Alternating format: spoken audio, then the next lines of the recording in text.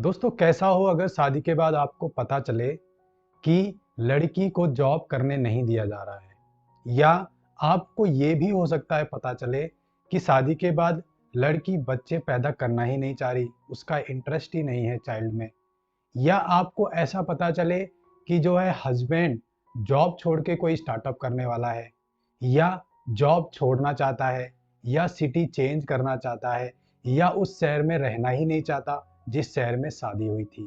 तो ये सारी चीजें, ये सारे डिस्कशन आपको प्री मैरिटल काउंसलिंग में डिस्कस करे जाते हैं।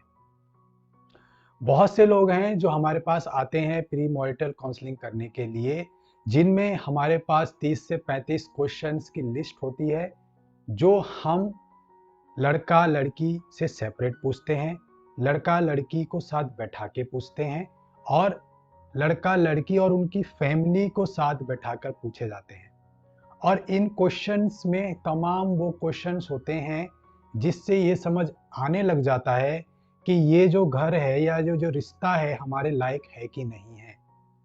क्या उनका वो रेपुटेशन, वो रुतबा उस मोहल्ले में, उस इलाके में है जिससे आप रिश्ता करने जा रहे हैं? क्या वो लोगों की समझ आपके जैसी है? क्या आप जो चीज़ें सोच रहे हो वो चीज़ें दे रहे हैं, कर रहे हैं या नहीं कर रहे हैं? हो सकता है लड़की की एक्सपेक्टेशन बिल्कुल ही अलग हो शादी को लेकर, हो सकता है लड़के की एक्सपेक्टेशन बिल्कुल ही अलग हो शादी को लेकर, हो सकता है वो कुछ और एक्सपेक्टेशन लेके बैठा हो, और हम जो है डिस्कशन करते ही नहीं, क्योंकि ये तो बाय डिफ़ॉल्ट होनी ही है जी चीज़।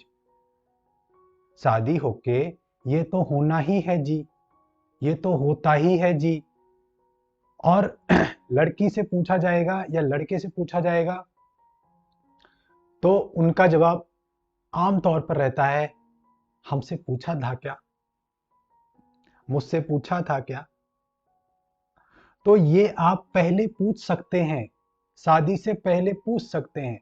हम कुंडली मिलाते हैं, पंडित जी कुंडली मिलाते हैं, हम कुंडली मिलवाते हैं, वो एक प्री चेक है। वैसे ही एक प्री चेक है आपका कि आप काउंसलिंग कीजिए, आप लड़का लड़की को बैठा के काउंसलिंग करवाइए। बर्तन कौन धोएगा अगर मेड 3 दिन नहीं आएगी? क्योंकि 3 दिन तक स्विगी जोमेटो या बाहर का रेस्टोरेंट नहीं चला सकते, ना जा सकते हैं। तो खाना कौन बनाएगा? बर्तन निकलेंगे, बर्तन कौन धोएगा? झाड़ू पोछा अगर करने की नौबत आई तो कौन करेगा?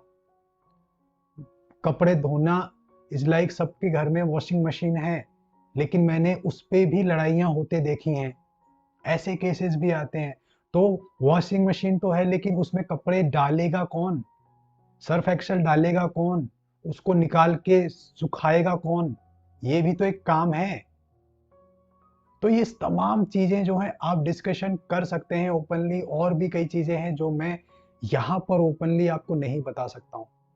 बट आपको मैं मोटा मोटा ये बता रहा हूँ कि क्यों ये इतनी जरूरी चीज है, क्योंकि 20 से 25 लाख तक हम जो है शादियों में खर्चा कर देते हैं, और फिर 6 महीने बाद डिवोर्स केसेस आते हैं, 1 साल बाद डिवोर्स केसेस आ रहे हैं, क्योंकि रिलीजन इतना डिफरेंट था कि वो दिन रात चावल ही खाते थे, या चावल से बना हुआ इडली डोसा खाते थे, और ये नॉन वेज फैमिली से, इनको रोटी और चिकन चलता है।